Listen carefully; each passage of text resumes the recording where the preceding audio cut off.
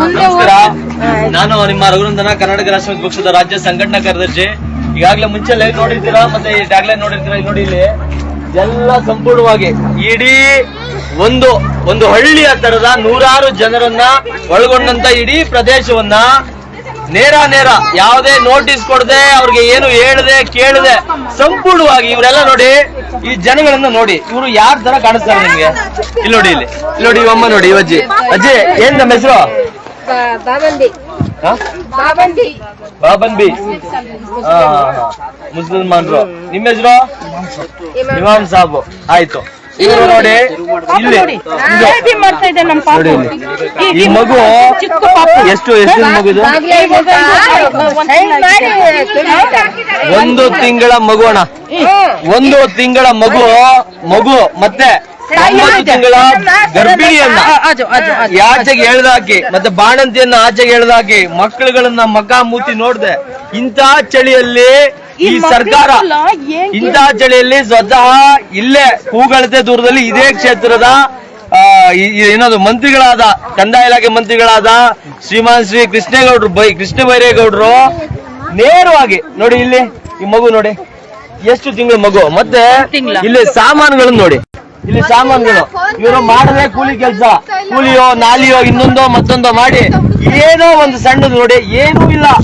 ಇವ್ ನಿಮ್ಮಂಗೆ ನೀವಿರುವಂತ ದೊಡ್ಡ ಬಂಗ್ಲೆಯಲ್ಲೋ ಇಲ್ಲ 100 ಎಕರೆ ಗಟ್ಲೆ ದೊಡ್ಡ ಬಂಗ್ಲೆಗಳಲ್ಲೋ ಇಲ್ಲ ಇನ್ಯಾವುದೋ ಐಷಾರಾಮಿ ಇದ್ರಲ್ಲಿ ಇಲ್ಲ. ಇವರು ಇರೋದು ಕೊಳಗೇರಿ ಒಂಥರ ಪಕ್ಕದಲ್ಲಿ ಕೆರೆ ತರ, ಅಂದ್ರೆ ಪೂರ್ತಿ ಈಗಾಗ್ಲೇ ಕೆಟ್ಟಿ ಕೆರೆ ಹಿಡಿದಿರುವಂತ, ಅಂದ್ರೆ ತುಂಬಾ ಹೊಲ್ಸಾಗಿರುವಂತ ಒಂದು, ಅಂದ್ರೆ ಕೊಳಚೆ ನೀರು ತುಂಬಿಕೊಳ್ಳುವಂತ ಒಂದು ಗಲೀಜು ಕೆರೆ, ಅದರ ಪಕ್ಕದಲ್ಲಿ ಇರುವಂತ ಇದು BWSSB ಅಲ್ಲ BSWML ಅವರ ಇದಂತ ಇದು ಜಾಗ ಅಂತೆ, ಅದು ಕೊಟ್ಟಿರೋದು. ಆದ್ರೆ ಸುಮಾರು 20 ವರ್ಷಗಳಿಂದ ಈ ಜನರು ಇಲ್ಲೇ ವಾಸ ಇದ್ದಾರೆ.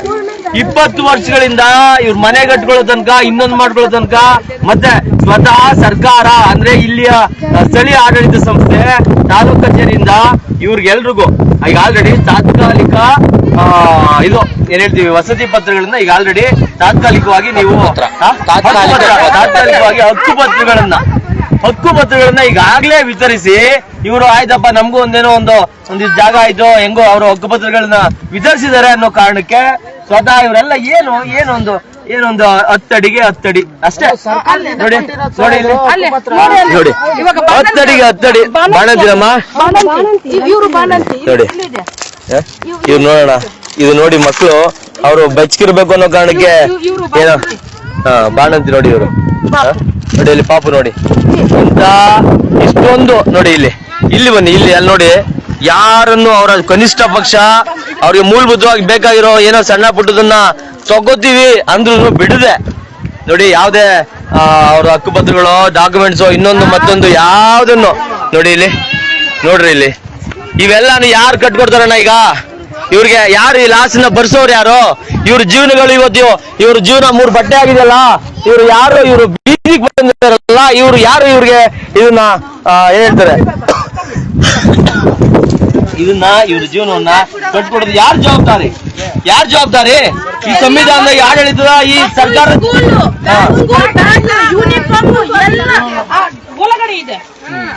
ಅಂದ್ರೆ ನಾವು ಈ ಪ್ರಭುತ್ವಕ್ಕೆ ಅರ್ಥ ಮಾಡ್ಕೊಬೇಕಾಗಿರೋದು, ಈ ಪ್ರಭುತ್ವಕ್ಕೆ ಬಡವರು ಅಂದ್ರೆ ಎಷ್ಟು ಮೈಯೆಲ್ಲ ಉರಿಯುತ್ತೆ ಇವ್ರಿಗೆ, ಬಡವರು ಅಂದ್ರೆ ಎಷ್ಟು ಇವ್ರಿಗೆ ತಾತ್ಸಾರ,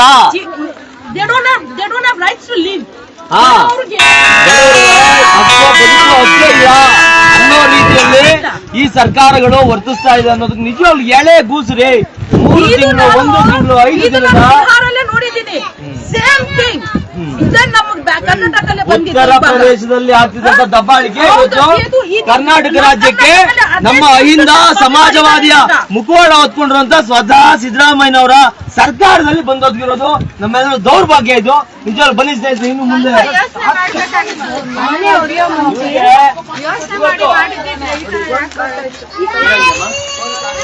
ಜ್ವರ ಬಂದಿದ್ಯಾ ನೋಡಿ, 2 ಮಕ್ಕಳು ಜ್ವರ ಬಂದು ಹೊರಟು ಇದೆಯಲ್ಲ ನೋಡಿ, ಇಲ್ಲಿ ಯಾರೇ ಹೊಣೆ ಇದ್ಗೆ ಕೃಷ್ಣ ಬೈರೇಗೌಡ್ರೆ ನೋಡ್ರಿ, ಇಲ್ಲಿ ನೋಡ್ರಿ ನಿಮ್ಮ ಮಕ್ಕಳು ಎಲ್ಲಿದ್ದಾರೆ, ಎಷ್ಟು ಸೇಫ್ ಅಲ್ಲಿ ಹೆಂಗಿರ್ತಾರೆ ಈ ಮಕ್ಕಳು ನೋಡ್ರಿ. ಈ ಮಕ್ಕಳುಗಳನ್ನ ನೋಡಿದ್ರೆ ನಿಮ್ಗೆ ಹೊಟ್ಟೆನಾದ್ರೂ ಉರ್ಲಿಲ್ವಾ ಅಥವಾ ಈ ಚಳಿಲಿ ಇವ್ರು ಹೆಂಗಿರ್ತಾರೆ ಅನ್ನೋ ಒಂದು ಕನಿಷ್ಠ ಪ್ರಾಮಾಣಿಕ ಒಂದು ಹೇಳ್ತೀವಿ ಒಂದು ಪಾಪ ಪ್ರಜ್ಞೆ ನಿಮ್ಮನ್ನ ಕಾಡ್ಲಿಲ್ವಾ ಕಾಡ್ಲಿಲ್ಲ ಅನ್ನೋದಾದ್ರೆ ನಿಜವಾಗ್ಲೂ ನೀವು ಮಂತ್ರಿ ಆಗಿರೋದಕ್ಕೆ ನೀವು ಈ ಜನರ ಮತವನ್ನ ಪಡೆದು ಇದಾಗಿರೋದಕ್ಕೆ ನಿಜವಾಗ್ಲೂ ರಾಜೀನಾಮೆ ಕೊಡಿ ಪ್ಲೀಸ್. ನೀವು ನಾಚಿಕೆ ಕೇಳಿದ್ರು ನೋಡಿ, ಇದು ವಯಸ್ಸಿಗೆ ಬಂದಿರೋ ಮಕ್ಕಳು ಎಲ್ಗ್ ಹೋಗ್ಬೇಕು ಅವ್ರು ಬೈರ್ದೇಶಕ್ಕೆ ಎಲ್ಲಿ ಹೋಗ್ಬೇಕು ಅವ್ರಿಗೇನೋ ಕಕ್ಕಾನೋ ಇನ್ನೊಂದು ಮತ್ತೊಂದು ಏನೋ ಮಾಡ್ಬೇಕು, ಎಲ್ಲಿ ಹೋಗ್ಬೇಕ್ರಿ ಈಗ ವಯಸ್ಸಿಗೆ ಬಂದಿರೋ ಹೆಣ್ಮಕ್ಳು? ನೋಡಿ ಸಂಪೂರ್ಣವಾಗಿ ನೆಲ್ಸಮ್ಮ ಹೋಗ್ಲಿ, ಒಂದಿಷ್ಟು ಸಮಯ ಕೊಟ್ಟು ಇಲ್ಲ ನೀವು ಇಲ್ಲಿಂದ ಹೋಗ್ರಪ್ಪ ಹಿಂಗಾಗುತ್ತೆ ಅಂತಾನೋ, ಇಲ್ಲ ಒಂದು ನೋಟಿಸ್ ಕೊಟ್ಟು ಇದು ನಿಮ್ಗೆ ಅವಕಾಶ ಇಲ್ಲ, ನೀವು ಕಾನೂನು ಬಾಹಿರವಾಗಿ ಬಂದಿದ್ದೀರಾ ಅಂತಾನೋ, ಏನು ಇಲ್ಲ, ಕಾನೂನು ಬಾಹಿರೇನೂ ಅಲ್ಲ ಇದು. ತಾತ್ಕಾಲಿಕ ಹಕ್ಕುಪತ್ರ ಕೊಟ್ಟಿರೋದೇ ಸರ್ಕಾರ. ತಾತ್ಕಾಲಿಕ ಹಕ್ಕುಪತ್ರ ಕೊಟ್ಟ ಮೇಲೆ ಅದಾದ್ಮೇಲೆ ಸುಮಾರು 20 ವರ್ಷಗಳು ಇವ್ರು ಇಲ್ಲಿದ್ದಾರೆ, ಮುಗಿತಲ್ಲ ಅಲ್ಗೆ ಆಯ್ತು. ಅದನ್ನ ಮೀರಿ ಏನಾಯ್ತು, ಇವಾಗ ಅಲ್ಲಿ 9 ತಿಂಗಳು ಪ್ರೆಗ್ನೆಂಟ್ ಇದೆ. ಇವರೆಲ್ಲ ಯಾರು ಭವಿಷ್ಯ ಕೊಡೋದು? ಕೃಷ್ಣ ಬೈರೇಗೌಡ್ರೆ ಸ್ವತಃ ನೀವೊಬ್ರು ಕಂದಾಯ ಇಲಾಖೆ, ನಿಮ್ಮ ಕಂದಾಯ ಇಲಾಖೆ ಪಾಪ ಇದು ಮಹಾ ಕರ್ಮ ಇದು. ನಿಮ್ಮ ಕಂದಾಯ ಇಲಾಖೆಯಿಂದ ಆಗಿರುವಂತ ಮಿಸ್ಅಂಡರ್ಸ್ಟ್ಯಾಂಡಿಂಗ್ ಇಂದಾನೆ ಇವ್ರು ಇವತ್ತು ಈ ತರದ್ದು ಜನಗೆ ನೋಡಿ ಈ ತರ ನೋಡಿ ಪೂರ್ತಿ ಇದನ್ನೆಲ್ಲ ಇವ್ರಿಗೆ ಯಾರು ಬರ್ಸ್ಕೊಡ್ತಾರೆ. ಇವತ್ತು ಇವ್ರು ಊಟದ ಇದೇನೋ, ಇವ್ರು ಊಟ ಎಲ್ಲಿ ಊಟ ಹೆಂಗ್ ಮಾಡ್ಬೇಕು, ಇವ್ರು ಮಲ್ಕೊಳ್ಳೋದೆಲ್ಲಿ, ಪಕ್ಕ ಮಾಡೋದೆಲ್ಲಿ, ಇವ್ರು ಕೊಡ್ರಿ, ನಿಮ್ ಮನೆ ಕರ್ಸಿ ಕೊಡ್ರಿ. ಯಾಕೆ ಆಗಿದ್ದೀರಾ ಇಲ್ಲಿ ಜನಪ್ರತಿನಿಧಿಗಳು ನೀವೇ ಅಲ್ವಾ? ನೀವೇ ತರ ಇದಕ್ಕೆ ನೇರ ಹೊಣೆ. ಬೆಂಗಳೂರು ನಗರದಲ್ಲಿ ರಾತ್ರಿಯಲ್ಲಿ ಎಷ್ಟು ಚಳಿ ಇದೆ, ಹಗಲಲ್ಲಿ ಅಷ್ಟೇ ಬಿಸಿಲಿದೆ. ಹಾಗಿರುವಾಗ ಇಲ್ಲಿರೋಂತ ಹೆಣ್ಮಕ್ಳಿಗೆ ಯಾರು ಜವಾಬ್ದಾರಿ? ಅಲ್ಲ ಇಲ್ಲಿ ಬಂದೇ ಇರ್ಲಿ ಅವರು ಮಾಡೋ ಮುಂಚೆಲಿ ದಾಖಲೆಗಳನ್ನ ಪರಿಶೀಲನೆ ಮಾಡ್ಬೇಕಲ್ವಾ? ಸರ್ಕಾರದ ಮುಖ್ಯ ಜವಾಬ್ದಾರಿ ಏನು? ಸರ್ಕಾರದ ಅಧಿಕಾರಿಗಳ ಜವಾಬ್ದಾರಿ. ನೀವೇನೇ ಕೆಲಸ ಮಾಡೋ ಮುಂಚೆ ಆ ದಾಖಲೆಗಳನ್ನ ನೋಡ್ಬೇಕಾದ್ರೆ ನಿಮ್ದೇ ಕರ್ತವ್ಯ. ಬಡವರ ಮನೆ ಹೊಡೆಯೋಕೆ ನಿಮ್ಗೆ ಎಷ್ಟು ಹಕ್ಕಿದೆ ಅಂತ ಈಗ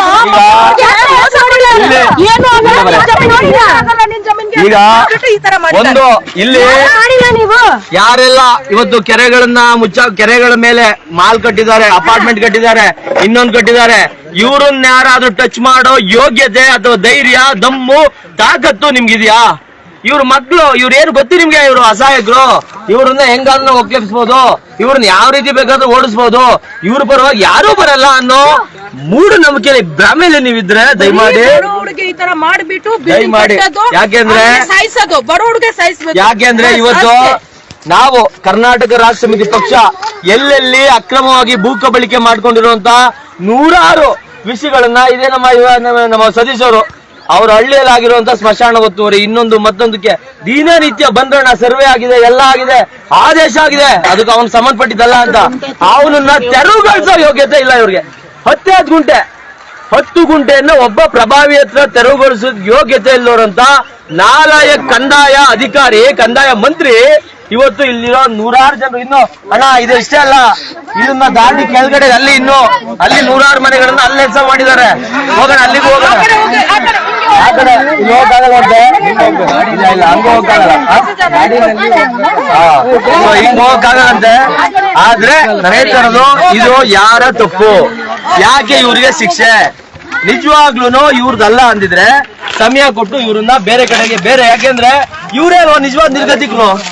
ಇವರೇ ನಿಜವಾದ ನಿರ್ಗತಿಕರು ಇವರೇ ಅಲ್ವಾ? ನಿರ್ಗತಿಕರಿಗೆ ವಸತಿಯನ್ನ ಕೊಡ್ಬೇಕಾಗಿರೋದು, ವಸತಿಗೆ ಇದ್ ಮಾಡ್ಬೇಕಾಗಿರೋದು ಯಾರ ಜವಾಬ್ದಾರಿ? ಸರ್ಕಾರಗಳ ಜವಾಬ್ದಾರಿ. ಇದು ಸರ್ಕಾರದವರ ಜವಾಬ್ದಾರಿ. ಇವರು ನಿಜವಾದ ನಿರ್ಗತಿಕರು, ಬಡವರು, ಅಸಹಾಯಕರು, ಅಬಲರು, ಇವರ ರಕ್ಷಣೆಯನ್ನ, ಇವರ ಹಿತವನ್ನ ಕಾಯೋದು ಈ ಸರ್ಕಾರದ ಕೆಲಸ ಆಗ್ಬೇಕಿತ್ತು ಹೊರತು ಯಾರೋ ಬಲಿಷ್ಠರ, ಯಾರೋ ಬಲಾಢ್ಯರ, ಬಲ್ಲಿಗರ ಇದನ್ನ ಏನೋ ಹಿತ ಕಾಯೋದು ನಿಮ್ಮ ಇದೆಲ್ಲ ಮಾನ್ಯ ಮಂತ್ರಿಗಳೇ ಮತ್ತು ಸ್ವತಃ ಮುಖ್ಯಮಂತ್ರಿಗಳೇ ಇದು ನೀವು ಮಾಡ್ತಿರೋ ನೋಡಿ. ಇಲ್ಲಿ ಇದೆಲ್ಲ ಈ ಬಿಸಿಲಲ್ಲಿ ಎಲ್ಲಿಗೆ ಹೋಗ್ಬೇಕು ನೋಡಿ. ಊಟಕ್ಕೆ ಎಷ್ಟು ಜನ ಪಾಪ ಯಾರೋ ಬಿಸ್ಕೆಟ್ ತಗೊಂಡ್ ಬಂದ್ರು ಅಂತ ಎಷ್ಟು ಜನ ಕ್ಯೂ ಅಲ್ಲಿ ನಿಂತಿದ್ದಾರೆ ಅಲ್ಲಿ ನೋಡಿ. ಎಷ್ಟೊಂದು ಜನ ಇವತ್ತು ಇಷ್ಟೆಲ್ಲ ಜನರು ಮಕ್ಕಳು ಬೀದಿ ಪಾಲಾಗಿದಾರಲ್ಲ, ಯಾರು ಹೊಣೆ ಇದಕ್ಕೆ? ಹಸು ಕೂಸುಗಳನ್ನ ಅಲ್ಲಿ ಜ್ವರ ಬಂದು ಸಾಯ್ತಾ ಇದಾರಲ್ಲ, ಯಾರು ಹೊಣೆ ಇದಕ್ಕೆ? ಯಾರು ಹೊಣೆ? ನಿಮ್ಮಂತ ಅಯೋಗ್ಯರು ಇವತ್ತು ಚುಕ್ಕಣಿಯಲ್ಲಿ ಇರೋದಕ್ಕೆ ಬಲ್ಲಿಗರು, ಬಲಿಷ್ಠರು ಯಾರೋ ಚೆನ್ನಾಗಿರೋರು, ಆದ್ರೆ ನಿಜವಾಗ್ಲೂ ಇವತ್ತು ಒಂದ್ ರೀತಿ ತಾತ್ಸಾರಕ್ಕೊಳಗಾಗಿ ಈ ತರ ಬೀದಿ ಪಾಲಾಗಿರೋರು ಇಂತ ಅಮಾಯಕರು ನೋಡಿ. ಇದನ್ನ ನಾನು ಆಗ್ಲೇ ಹೇಳ್ದೆ, ದಯಮಾಡಿ ಕೃಷ್ಣ ಬೈರೇಗೌಡರು ಈ ಕೂಡಲೇ ಇಲ್ಲಿ ಬಂದು ಇವ್ರಿಗೆ ತಾತ್ಕಾಲಿಕವಾಗಿ ಇವರ ವಸತಿ ಅಥವಾ ಇವರ ಊಟಕ್ಕೋ ಇನ್ನೊಂದಕ್ಕೋ ಇದನ್ ಮಾಡ್ಬೇಕು, ವ್ಯವಸ್ಥೆ ಮಾಡ್ಬೇಕು. ಇಲ್ಲ ಅಟ್ಲೀಸ್ಟ್ ಕೊನೆಗೆ ಬಂದು ಇವ್ರ ಹತ್ರ ಒಂದು ಕ್ಷಮೆಯನ್ನೂ ಆಲಿಸದ, ಕ್ಷಮೆಯನ್ನು ಕೇಳದ ನೀವು ನಿಜವಾಗ್ಲೂ ಕಂದಾಯ ಅಧಿಕಾರಿ ಆಗಿರೋದಕ್ಕೆ ಅಥವಾ ಈ ರಾಜ್ಯದ ಮಂತ್ರಿ ಒಬ್ಬ ಮಂತ್ರಿ ಆಗಿರೋದಕ್ಕೆ ಅಯೋಗ್ಯರು, ನಾಲಾಯಕ್ಗಳು. ನೋಡ್ರಿ ಯಾರು ಯಾರಪ್ಪನ ಮನೆದು ಇದು, ಯಾರಪ್ಪನ ದುಡ್ಡು?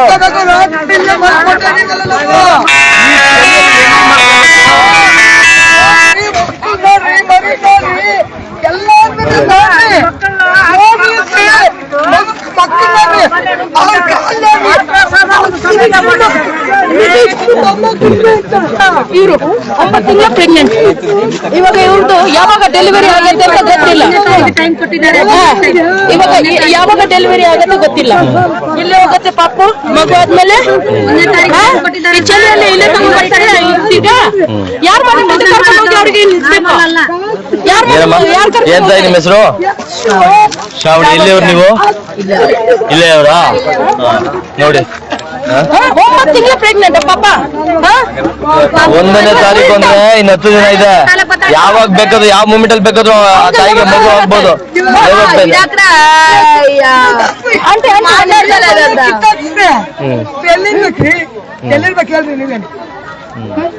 ತಾಯಿ ಕೇಳಿದ್ರೆ ಸರಿಯಾಗಿದೆ.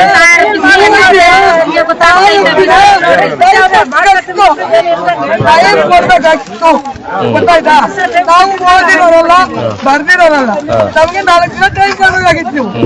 ಏಕಮುಖಿಯಾಗಿ ಬಂದ್ಬಿಟ್ಟು ಬದುಕೊಂಡಿದ್ದ ನೆಬ್ಬರಿಸ್ಬಿಟ್ಟು ಡಾಕ್ಟರ್ ಮಾಡಿಸ್ಬಿಟ್ಟು ಗ್ಯಾಸ್ ಯಾವ ಪ್ರಜಾಪ್ರಭುತ್ವ ದೇಶದಿವಣ್ಣ ನಾವು? ಯಾವ ಸಂವಿಧಾನಾತ್ಮಕ ದೇಶದಲ್ಲಿದೀವ? ಎಲ್ಲಿದ್ದೀವಿ? ಏನು ಸರ್ವಾಧಿಕಾರಿ ಆಡಳಿತದಲ್ಲಿದೀವ? ಯಾವ ದೇಶದಲ್ಲಿದೀವಣ್ಣ ನಾವು?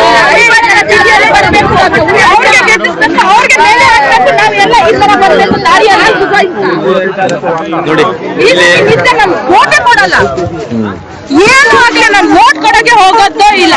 ಹೋಗ್ಬಿಟ್ಟು ಬ್ಲಾಕ್ ಬಿಟ್ಬಿಟ್ಟು ಆಚೆ ಬಂದ್ಬಿಡ್ತೀನಿ. ಏನು ಪಾಪ ಇಲ್ಲಿ ಮುಖಂಡರು ಒಂದಿಷ್ಟು ಜನ ತಾವು ಸರ್ ತಾವು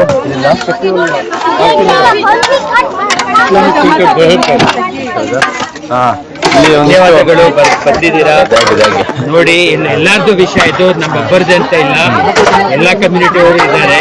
ಅದಕ್ಕೆ ಒಂದು ನಾವು ಒಗ್ಗಟ್ಟಾಗಿ ಅಲ್ಲ ಇದು ಒಂದು ನಿಮ್ಗೆ ಹೇಳ್ಬಿಡ್ತೀನಿ. ಕಮ್ಯುನಿಟಿ ಅದು ಬೇರೆ, ಕಮ್ಯುನಿಟಿ ಸೆಕೆಂಡ್, ಅದು ಸೆಕೆಂಡ್ ಆಗೋದು, ಇದು 2ನೇ ವಿಷಯ. ಅದು ಇಲ್ಲಿ ನಾವು ಮಾನವೀಯತೆಯನ್ನ, ಇದು ಸಂಪೂರ್ಣವಾಗಿ ಇಲ್ಲಿ ಯಾರು ಅಯೋಗ್ಯ ಕಂದಾಯ ಅಧಿಕಾರಿ ಇದ್ದಾರೆ ಅವರ ಅಮಾನವೀಯ ಒಂದು ಏನಿದು ವಿಕೃತ ಇದನ್ನ ಅವರು ಅವ್ರ ಮುಖಗಳನ್ನ ಇಲ್ಲಿ ತೋರ್ಪಡಿಕೆ ಮಾಡ್ಕೊಂಡಿದ್ದಾರೆ ಅಷ್ಟೇನೆ.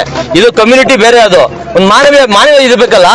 ಒಂದು ಮಾನವೀಯತೆ ದೃಷ್ಟಿಯಿಂದ ಯಾಕೆ ಅಂದ್ರೆ ಹಂಗಾರೆ ನಿಮ್ಮ ಕಮ್ಯುನಿಟಿ ಅವ್ರ ಓಟು ಯಾರು ಬೇಡವಾ ಇಲ್ಲಿ ಯಾರಿಗೂ? ಅದೇ ಕಾಂಗ್ರೆಸ್ ಸರ್ಕಾರ ಅಲ್ವಾ ಇರೋದು? ಬೇರೆ ಕಡೆ ಪುಷ್ ಮಾಡಿ ಮಾಡ್ಬೇಕಾಗಿತ್ತು ಅಲ್ವಾ? ಬೇರೆ ಕಡೆ ಇದು ನಾನು ಹೇಳೋದು ನಿಜವಾಗ್ಲೂ ಅಕ್ರಮವಾಗಿದ್ರೆ ಇಷ್ಟು ದಿನ ಸಮಯ ಕೊಟ್ಟು ಅವರನ್ನ ಬೇರೆ ಕಡೆಗೆ ಸ್ಥಳಾಂತರಿಸಬೇಕಾಗಿತ್ತು. ಒಂದು ಇಲ್ಲ, ಇವರು ಇಲ್ಲಿ ಸ್ವತಃ ಕಂದಾಯ ಇಲಾಖೆನೆ ಇವ್ರಿಗೆ ಹಕ್ಕುಪತ್ರಗಳನ್ನ ಕೊಟ್ಟಿದೆ, ತಾತ್ಕಾಲಿಕ ಹಕ್ಕುಪತ್ರಗಳನ್ನು ಕೊಟ್ಟಿದೆ. ಅದು ಕೊಟ್ಟು ಸುಮಾರು 20 ವರ್ಷದಿಂದ ಇವ್ರು ಇಲ್ಲಿದ್ದಾರೆ. 30 ವರ್ಷನಾ ಆಯ್ತು. 30 ವರ್ಷ ಅಂದ್ರೆ ಅನುಭವದಲ್ಲಿದ್ರೆ ಇವ್ರಿಗೆ ಮಾಡ್ಕೊಡ್ಬೇಕಲ್ಲ ಜಮೀನು. ಅದು ಕಾಣಿದೆಯಲ್ವಾ? ಹೆಂಗೆ ಯಾವ ಕಡೆಯಿಂದ ಹೋದ್ರು ಇವ್ರದೇ ಅಲ್ಲ ಜಮೀನು. ಅದನ್ನು ಇದು ಯಾರು ಹೇಳ್ತಾರೆ, ಇದು BSWML ಅಂದ್ರೆ ಕಸ ಇದನ್ನ ಮಾಡುವಂತ ಇದಕ್ಕೆ ಇರುವಂತದ್ದು. 20 ವರ್ಷದಿಂದ ಏನ್ ಮಾಡ್ತಾ ಇದ್ರು? 30 ವರ್ಷದಿಂದ ಏನ್ ಮಾಡ್ತಾ ಇದ್ರು? ಸರಿ, ಆದ್ರೂ ನಾನು ಹೇಳ್ತಾ ಇರೋದು ಒಂದಿಷ್ಟು ಸಮಯ ಕೊಟ್ಟು ಅವ್ರಿಗೆ ಅವಕಾಶ ಕೊಟ್ಟು ಅದನ್ನು ಇರೋರ್ನ ಮನೆಯಿಂದ ಎಳೆದಾಕ್ಬಿಟ್ಟು ಇವತ್ತು ನಾವೇನು ಇದು ರೌಡಿ ಸಾಮ್ರಾಜ್ಯದಲ್ಲಿ ಇದೀವಾ?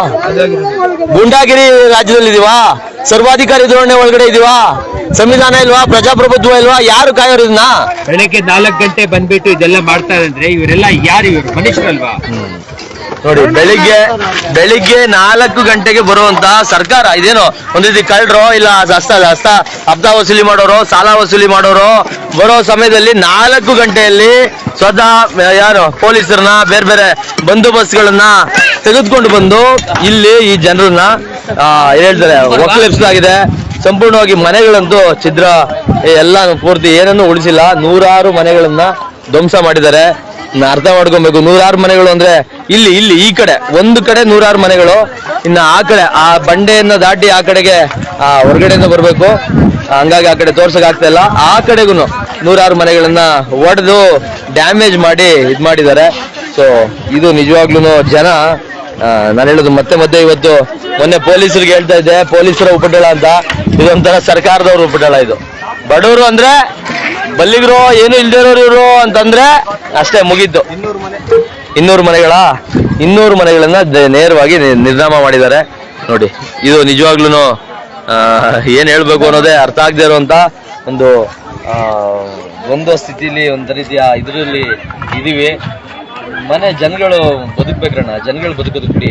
ಯಾರೋ ನಾವು ಆಗ್ಲೇ ಹೇಳ್ತಾ ಇಲ್ವಾ, ಯಾರೋ ಒಬ್ಬ ಆಕ್ರಮಿಸ್ಕೊಂಡಿರೋ 10 ಗುಂಟೆ 20 ಗುಂಟೆ ಎಕರೆಯಾನುಗಟ್ಲೆ ಜಮೀನನ್ನೇ ಬಿಡ್ಸಕ್ಕಾಗದೆ ನಾಲಾಗಿಗಳ ತರ ನಾಟಕ ಆಡ್ತಾರೋ ಅಧಿಕಾರಿಗಳು ಕಂದಾಯ ಇಲಾಖೆ ಇವತ್ತು ಅದನ್ನ ಅವ್ರನ್ನ ಮಾಡ್ರಪ್ಪ, ಇರೋರ ಹತ್ರ ಕೀಳಿ ಅಂತಂದ್ರೆ ಬಂದ್ಬಿಟ್ಟು ಬಡವ್ರ ಮೇಲೆ ಈ ತರ ದಬ್ಬಾಳಿಕೆ ಮಾಡ್ತಿರಲ್ಲ. ಎಷ್ಟು ಸರಿನಣ್ಣ? ಎಷ್ಟು ಸರಿ ಹೇಳಿ? ಸರಿನಾ? ಇವ್ರಿಗೆ ಯಾರು ಇವತ್ತು ಅವ್ರಿಗೆ ಶಾಲೆ ಏನಾಗ್ಬೇಕು, ಆ ಮಗುವಿನ ಶಾಲಾ ಇದು ವಿದ್ಯಾಭ್ಯಾಸ ಏನಾಗ್ಬೇಕು? ವಿದ್ಯಾಭ್ಯಾಸ ಮನೆ ಆಳೋಗ್ಲಣ್ಣ.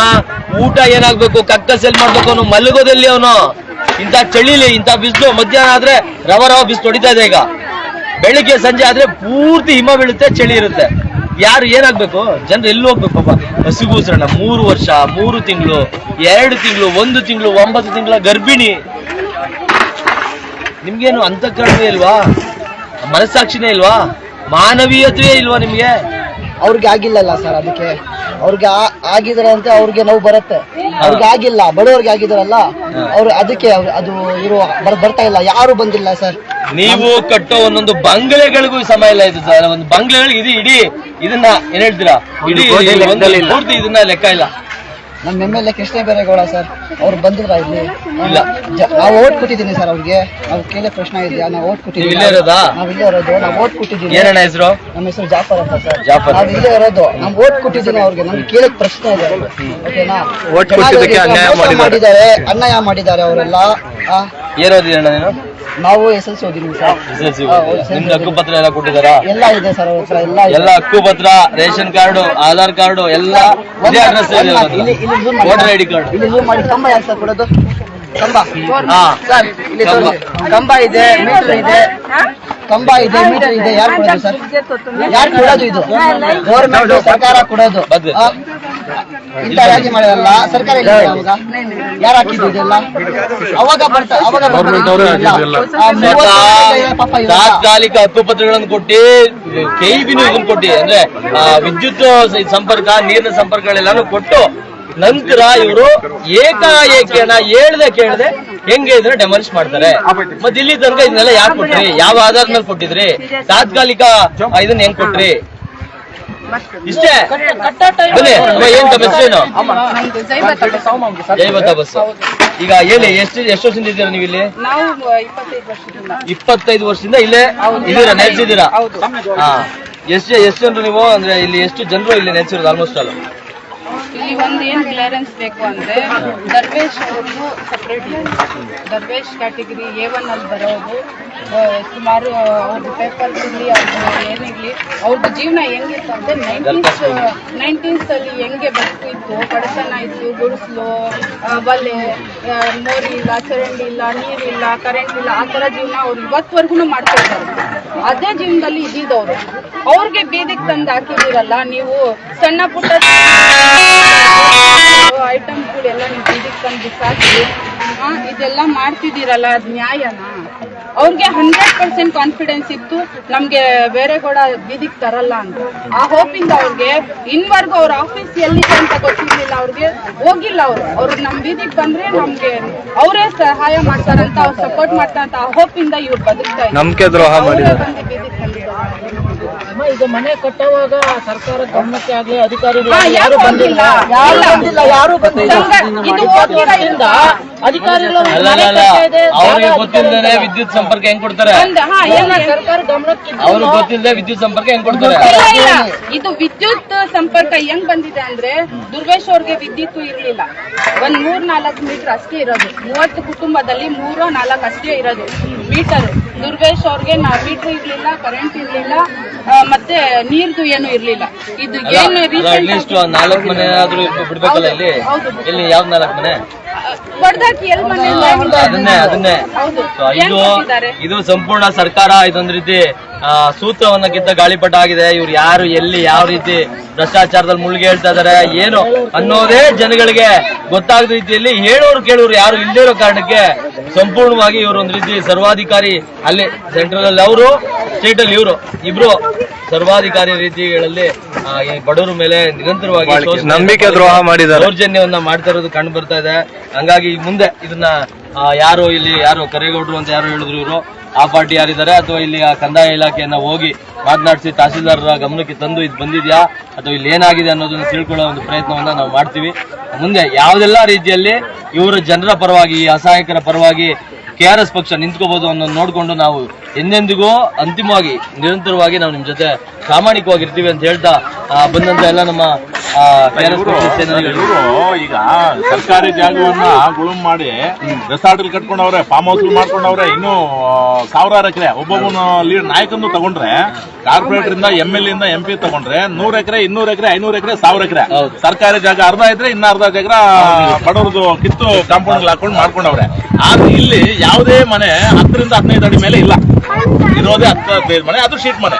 ನೋಡಿ ನೀವು ಹಾಲು ಬ್ಲಾಕ್ ನೋಡಿದ್ರೆ ಗೊತ್ತಾಗುತ್ತೆ, ಶೀಟ್ ಗೊತ್ತಾಗುತ್ತೆ, ಎಲ್ಲಾನು ಅಲ್ವಾ ವಿಡಿಯೋನು ಮಾಡವ್ರೆ.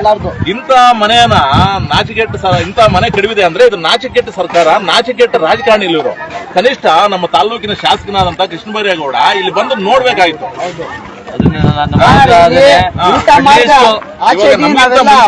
ಮಕ್ಕಳು ಆಚೆ ಇದ್ದಾರೆ, ಯಾರು ಬರ್ಬೇಕಾಗಿತ್ತು? ಮಕ್ಕಳಿಗೆ ನೀರ್ ಕುಡಿತಾರೆ, ಚಿಕ್ಕ ಮಕ್ಕಳಿಗೆ ಪಾಪ ನಾನ್ ನೋಡಿದ್ದೀನಿ, ನಾವ್ ತಗೊಂಡ್ಬಂದು ನೀರ್ ಕೊಟ್ಟಿದ್ದಾರೆ ಅವರು. ಬರ್ದಿರೋ ಜೊತೆಗೆ ಪಾಪ ಚಿಕ್ಕ ಮಕ್ಕಳಿಗೆ ಬೆಳಿಗ್ಗೆ ಕೇಳಿದ್ರೆ ಇನ್ನು ನಾನೇ ಆದೇಶ ಕೊಟ್ಟಿದ್ದು ಅಂತ ಹೇಳ್ತಾರೆ, ಕಾಪೆ ಉತ್ತರ ಕೊಡ್ತಾರೆ. ಹಂಗಾಗಿ ಇವರಷ್ಟು ಒಟ್ನಲ್ಲಿ ಒಂಥರ ಎಮ್ಮೆ ಚರ್ಮ ಅನ್ಸುತ್ತೆ. ಜೀವನ ಪಾವನ ಆಗಿರುತ್ತೆ ಇಲ್ಲಿಯ ಜನರದು. ನೀವೇ ಸ್ವತಃ ಆದೇಶವನ್ನು ಕೊಟ್ಟು ಇವ್ರಿಗೆ ಬೀದಿಗೆ ತಳ್ಳಿದೀರಾ ಅಂತ ಅಷ್ಟೊಂದು ಅಂದ್ರೆ ಒಪ್ಕೊಂಡಿದ್ದೀರಾ ಅಂತಂದ್ರೆ ನಿಜವಾಗ್ಲೂ ನಿಮ್ಮ ಗುಂಡಿಗೆಗೆ, ನಿಮ್ ಧೈರ್ಯಕ್ಕೆ ಮತ್ತೆ ನಿಮ್ಮ ಬಂಡು ಧೈರ್ಯಕ್ಕೆ ತಾವೊಂದು ಗಮನಿಸಬೇಕು ಸರ್. ತಾವು KRS ಪಾರ್ಟಿಯಿಂದ ಬಂದಿರೋ ತಾವೊಂದು ಗಮನಿಸಬೇಕು, ಇದು ಏನಾದ್ರೂ ಯೋಗ್ಯವಾದ ಜಮೀನ ನೋಡಿ. ಹಂಗಾದ್ರೂ ಇವ್ರ ತರ ಒಳ್ಳೊಳ್ಳೆ ಲ್ಯಾಂಡ್ ತಗೊಂಡು ಕಾಂಪೌಂಡ್ ಹಾಕೊಂಡು ರೆಸಾರ್ಟ್ ಫಾರ್ಮ್ ಹೌಸ್ ಮಾಡ್ಕೊಂಡಿದ್ರೆ ಇವ್ರು ಮಾಡಿರೋದ್ರಲ್ಲೂ ಸತ್ಯ ಇದೆ ನೋಡಿ. ಯಾವುದಕ್ಕೂ ಯೋಗ್ಯವಾದಂತ ಭೂಮಿ ಇಲ್ಲ ಇದು. ಇದು ಒಂದ್ ರೀತಿ ಬಂಡೆ, ಅಲ್ಲಿ ನಾವು ನೋಡಿ 25 ವರ್ಷದಿಂದ ಇಲ್ಲಿ ಬಂಡೆ ಕಲ್ ಹೊರ್ತಾ ಇದ್ದೆ, ಟ್ರ್ಯಾಕ್ಟರ್ ಓಡಿಸ್ತಾ ಇದ್ದೆ, ಇಲ್ಲಿ ಬಂಡೆ ಕೆಲಸ ಮಾಡ್ಕೊಂಡು ನಾನು ಅಲ್ಲಿ ಮನೆ ಕಟ್ಟಿದ್ದೆ 20 ವರ್ಷದಿಂದ. ಅವಾಗ ನೀನ್ ಏನ್ ಮಾಡ್ತಾ ಇದ್ದೆ? ಅಧಿಕಾರಿಗಳು ಏನ್ ಮಾಡ್ತಾ ಇದ್ರು, ನಾಯಕರು ಏನ್ ಮಾಡ್ತಾ ಇದ್ರು? ನಿಮ್ಮನ್ನ ಇದೇ ಬಡವರೇ, ಇದೇ ಕಾನ್ಸ್ಟಿಟ್ಯೂನ್ಸಿಯಲ್ಲಿ ಬ್ಯಾಟರಾಯನ್ಮರ್ ಕಾನ್ಸ್ಟಿಟ್ಯೂನ್ಸಿ ಇದೇ ಬಡವರೇ ನಿಮ್ಮನ್ನ ಗೆಲ್ಸಿರೋದು, ಇದೇ ಮುಸ್ಲಿಂ ಬಾಂಧವರೇ ನಿಮ್ಮನ್ನ ಗೆಲ್ಸಿರೋದು.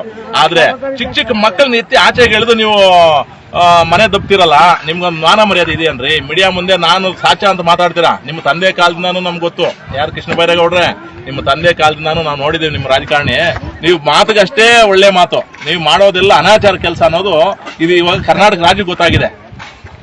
ತಿಳ್ಕೊಳ್ಳಿ, ಯಾವುದೇ ಕಾರಣಕ್ಕೂ ಇಲ್ಲಿ ಮನೆ ಕಟ್ಕೊಡೋವರೆಗೂ ಬಿಡಲ್ಲ. ನಮ್ಮ ಸಪೋರ್ಟ್ ಆಗಿ KRS ಪಾರ್ಟಿ ಅವರು ನಿಲ್ತಿ ಅಂತ ಹೇಳವ್ರೆ, ಇಡೀ ಕರ್ನಾಟಕ ರಾಜ್ಯದ DSS ಸಂಘಟನೆ ಅವರು ನಿಲ್ತಿ ಅಂತ ಹೇಳವ್ರೆ.